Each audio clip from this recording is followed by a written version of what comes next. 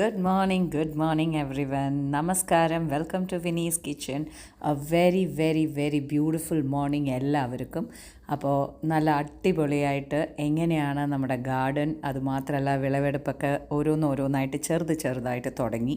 ആ വിശേഷങ്ങൾ, പിന്നെ അന്ന് നിങ്ങൾ ഒരുപാട് ചോദിച്ചിരുന്ന ഒരു റെസിപ്പി, നമ്മുടെ പാലക്കാടൻ രീതിയിലുള്ള മുളകൂട്ടൽ എങ്ങനെയാണ് ഉണ്ടാക്കുക. കീറൈ മുളകൂട്ടലാണ് ഞാൻ ഇപ്രാവശ്യം കാണിക്കുന്നത്. എന്ത് മുളകൂട്ടൽ വേണമെങ്കിലും നിങ്ങൾക്ക് ഉണ്ടാക്കാം, പക്ഷേ ഫേമസ് ആയിട്ടുള്ളത് കീറൈ മുളകൂട്ടലാണ്. അതും കൂടിയിട്ട് ഞാൻ ഈ വീഡിയോയിൽ കാണിച്ചു തരുന്നുണ്ട്. ഓക്കെ, അപ്പോൾ ഒരു ബ്യൂട്ടിഫുൾ സൺറൈസോട് കൂടിയിട്ട് നമുക്ക് ഈ ഒരു വീഡിയോ നമുക്ക് തുടങ്ങാം. നല്ല അടിപൊളിയായിട്ടുള്ള, ഇത് കാണുമ്പോൾ തന്നെ നമുക്ക് എന്തൊരു സന്തോഷമല്ലേ, ഇങ്ങനെ ഒരു ബ്യൂട്ടിഫുൾ ആയിട്ടുള്ള ഒരു സൺറൈസ് കാണുക എന്നൊക്കെ പറയുന്നത്. എനിക്കെപ്പോഴും ഭയങ്കര ഇഷ്ടമുള്ള കാര്യമാണ്. ഇങ്ങനെ ആ കറക്റ്റ് പൊസിഷനിൽ ഞാൻ എപ്പോഴും പോയി നിൽക്കാറുണ്ട്. ഓക്കെ, അപ്പോൾ വരൂ നമുക്ക് വ്ളോഗ് തുടങ്ങാം. അപ്പം നിങ്ങൾക്ക് ആദ്യം ഞാൻ കാണിച്ചു തരാൻ പോകുന്നത് എന്താ അറിയോ, എൻ്റെ കയ്യിലുള്ള ബോഗൺവില്ലയുടെ കളക്ഷൻസാണ് കേട്ടോ. ഒരുപാട് പേര് പറയുന്നുണ്ടായിരുന്നു നന്നായിട്ട് ഒന്നും കൂടി വെട്ടിവിടുമെന്ന്.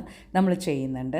അപ്പോൾ അത് വൈറ്റ് കളർ ബോഗൺവില്ലയായിരുന്നു. ഇത് ഒരു ക്ലസ്റ്റർ ആയിട്ടുള്ള രീതിയിൽ ഇങ്ങനെ ചെണ്ട് പോലെ നിൽക്കുന്ന ഒരു പിങ്ക് കളർ ബോഗൺവില്ലയാണ് കാണുന്നത്. അവിടുന്ന് നേരെ നമ്മൾ നടന്ന് നമ്മുടെ വീട്ടിലേക്ക് കയറുന്ന ആ ഒരു ഏരിയയിൽ ഞാനൊരു ബുദ്ധയൊക്കെ വെച്ചിട്ടുണ്ട്. അവിടെ ഞാൻ 2 കളർ ബോഗൺവില്ലേഴ്സാണ് വെച്ചിരിക്കുന്നത്. അതിൽ ഒരു കളർ വളരെ ബ്യൂട്ടിഫുള്ളാണ്. വെള്ളയിൽ പകുതി വെള്ള, അതിൻ്റെ ബോർഡർ വന്നിട്ട് ഒരു പിങ്ക്, പകുതി പിങ്ക് ആയിട്ടുള്ള രീതിയിൽ നല്ലൊരു ബ്യൂട്ടിഫുൾ കളറാണ്. അതുമാത്രമല്ല അടുത്തത് വന്നിട്ട് നല്ല എന്താ പറയുക, ഒരു ഗോൾഡൻ യെല്ലോ കളർ ബോഗൺവില്ലയാണ്. എന്ത് രസമറിയോ, ഇതിൻ്റെ മുകളിൽ വെയിലങ്ങോട്ട് തട്ടുന്ന സമയത്ത് ഇതിങ്ങനെ നല്ലൊരു പ്രകാശമായിരിക്കും.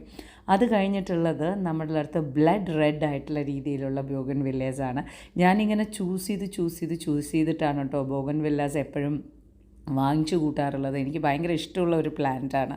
അപ്പോൾ എന്താണ് പറയുക, നല്ലൊരു ബ്ലഡ് റെഡായിരുന്നു ഞാൻ കണ്ടിട്ടുണ്ടായിരുന്നത്. അപ്പോൾ എനിക്കത് ഭയങ്കര ഇഷ്ടമായി.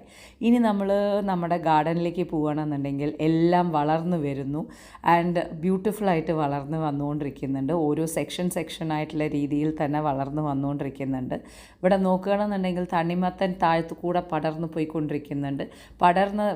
പടരുന്നതൊക്കെ നമ്മൾ മുകളിലേക്ക് കെട്ടിവിട്ടിട്ടുണ്ട്. ഫോർ എക്സാമ്പിൾ ചൊരയ്ക്ക, പീച്ചിങ്ങ, കയപ്പയ്ക്ക എല്ലാം തന്നെ ഇപ്രാവശ്യം നമ്മൾ ഇട്ടിട്ടുണ്ട്. അപ്പോൾ ഇതൊക്കെ ലൈൻ ബൈ ലൈനായിട്ട് നമ്മൾ കെട്ടിവിട്ടുകൊണ്ടാണ് ഇരിക്കുന്നത്. എല്ലാം കുഴപ്പമില്ല, തെറ്റില്ലാതെ വളരുന്നുണ്ട്.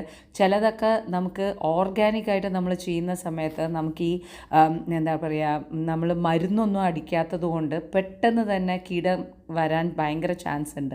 അപ്പോൾ കീടനാശിനി ഒന്നും തന്നെ യൂസ് ചെയ്യാത്തതുകൊണ്ട് നാച്ചുറൽ ആയിട്ടുള്ള രീതിയിൽ പോകുന്നത് കൊണ്ട് കുറച്ചൊരു നമുക്കൊരു എന്താ പറയുക, അത് ശരിക്കും ഒരു പ്രോബ്ലം തന്നെയാണ്. അതിന് നമ്മൾ എങ്ങനെ ട്രീറ്റ് ചെയ്യണു എന്നുള്ളതാണ്. എന്താ വെച്ചാൽ നമ്മൾ കണ്ട പോലെ ആയിരിക്കില്ല. ഒരു ദിവസം രാത്രി കണ്ടിട്ട് നമ്മൾ സന്തോഷമായിട്ട് പോയിട്ടുണ്ടാവും, പക്ഷേ അടുത്ത ദിവസം വന്ന് നോക്കുമ്പോൾ ആ ചെടി തന്നെ ഉണ്ടാവില്ല.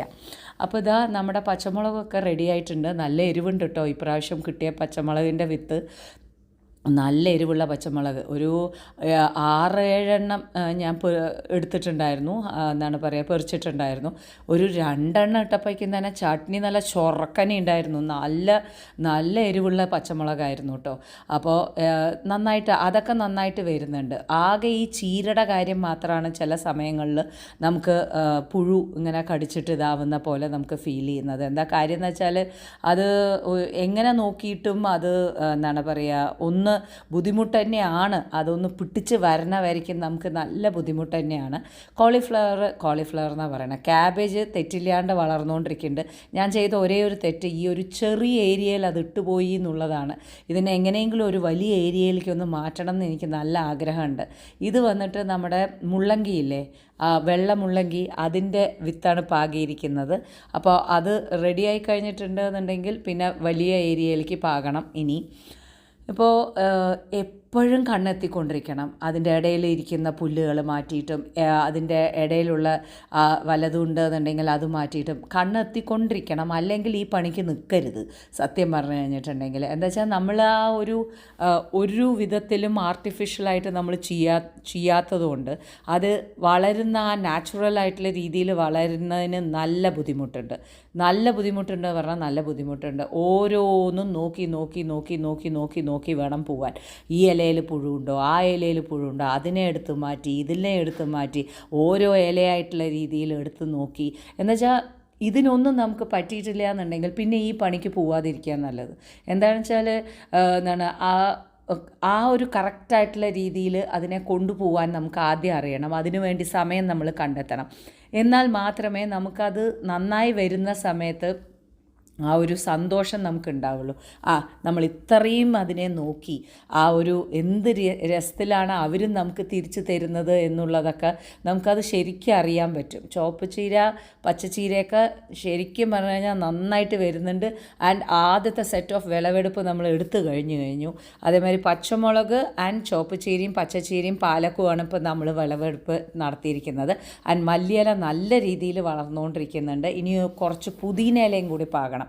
അപ്പോൾ ബിരിയാണിക്ക് നമുക്ക് എവിടേക്കും പോകേണ്ട ആവശ്യമില്ലല്ലോ. വരിക, ഇത് രണ്ടും പെറുക്കിയാൽ നമുക്കൊരു ബിരിയാണി ഉണ്ടാക്കാൻ പറ്റും. കണ്ടോ, നമ്മുടെ പച്ചച്ചീര ചുവപ്പ് ചീരയൊക്കെ നന്നായിട്ട് വന്നിട്ടുണ്ട്. നമുക്കൊരു ഏകദേശം നമുക്ക് എന്താ പറയുക, ഒരു ഉപ്പേരി ഇല്ലെങ്കിൽ ഒരു മെഴുക്ക് വരട്ടിയൊക്കെ ആക്കാനുള്ള ഒരു ലെവലിലേക്ക് നമുക്ക് കിട്ടും. അപ്പോൾ ഇനിയും ഇതായിട്ടുള്ള രീതിയിൽ ഇത് വന്നുകൊണ്ടേയിരിക്കും.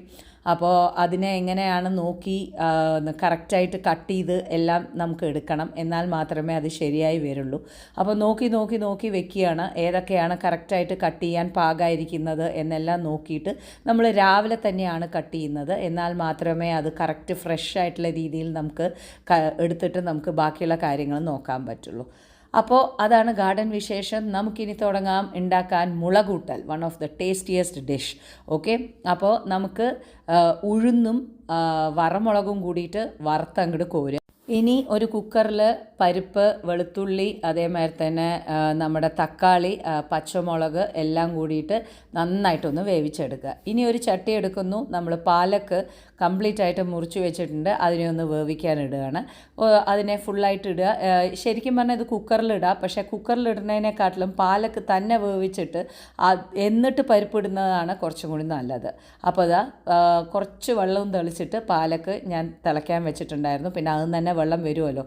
ഇനി നമുക്ക് ഈ മുളകൂട്ടലിന് വേണ്ട കംപ്ലീറ്റ് ഉപ്പും നമുക്ക് ഇടാം. ആ കംപ്ലീറ്റ് ഉപ്പും നമുക്ക് ഇട്ട് കൊടുത്തിട്ട് അതിൻ്റെ കൂടെ തന്നെ മഞ്ഞൾപ്പൊടിയും നമുക്ക് ഇട്ട് കൊടുക്കാം. ഇട്ട് കൊടുത്ത് ഇതൊന്ന് നന്നായിട്ട് തിളയ്ക്കണം. അപ്പോഴേക്കും നമ്മുടെ പരിപ്പ് ഒരു 4-5 വിസിൽ കൊടുത്തിട്ട് എല്ലാം മഷി പോലെ നമ്മൾ വേവിച്ചെടുക്കുകയാണ്. പിന്നെ നമ്മുടെ ഉഴുന്നും നമ്മുടെ എന്താണ് പറയുക, വറ്റൽ മുളകും കൂടി നന്നായിട്ട് ചോക്കനെ വറുത്തിട്ടുണ്ടായിരുന്നല്ലോ, അതും കൂട്ടിയിട്ട് നമ്മൾ മിക്സിയിൽ നന്നായിട്ട് അതും പേസ്റ്റായിട്ട് അരച്ചെടുക്കുക. ഓക്കെ, അപ്പോൾ ഇതാ മഞ്ഞൾപ്പൊടി ഇട്ടിട്ട് നന്നായിട്ടൊന്ന് തിളയ്ക്കാൻ വെക്കുക. തിളയ്ക്കാൻ വെച്ചിട്ട് അത് തിളയ്ക്കുന്ന സമയത്ത് നമ്മുടെ പരിപ്പും കൂടി ഇട്ട് കൊടുക്കുക. നന്നായിട്ട് ഇതും കൂടി ഇട്ട് കൊടുത്ത് നല്ലോണം ഇളക്കുക. അതും കൂടി നന്നായി തിളയ്ക്കട്ടെ. തിളച്ചുകൊണ്ടിരിക്കുന്ന സമയം കൊണ്ട് നമ്മൾ മറ്റേ ഉഴുന്നും കൂടി ഇതിലേക്ക് അരച്ചു കൊടുക്കുക.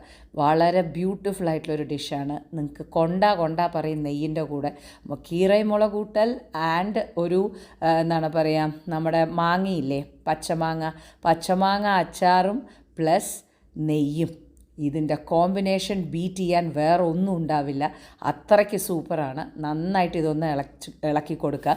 ഒരു മുളകൂഷ്യത്തിൻ്റെ വേറൊരു വിഭാഗം എന്ന് വേണമെങ്കിൽ പറയാം. ഓക്കെ, പിന്നെ ഈ ഉഴുന്നുപരിപ്പും മറ്റേ വറ്റൽ മുളകും കൂടി ഇട്ടില്ലേ, അതിൽ ഒരു പിടി തേങ്ങയും കൂടി ഇട്ടിട്ടുണ്ട്. അത് ഞാൻ പറയാൻ മറന്നു, പച്ചത്തേങ്ങ. അതും കൂടി നന്നായിട്ട് തിളച്ച് കഴിഞ്ഞിട്ടുണ്ടെങ്കിൽ പിന്നെ കടുക് വറ്റൽ മുളകും കൂടി ഇട്ടിട്ട് നന്നായിട്ട് ഫ്രൈ ചെയ്ത് ഇടുക. അപ്പോൾ ഒന്നും കൂടി ഞാൻ പറയുന്നു, തേങ്ങയും ഉഴുന്നുപരിപ്പും വറ്റൽ മുളകും കൂടി അരച്ചത് മറക്കണ്ട. തേങ്ങ വിട്ടുപോയതാണ് പറയാൻ. ഇതുപോലെ നിങ്ങളൊരു നല്ല മുളകൂട്ടൽ ഉണ്ടാക്കി നോക്കൂ. എന്തായാലും ചോറിൻ്റെ കൂടെ സൂപ്പർ കോമ്പിനേഷനായിരിക്കും.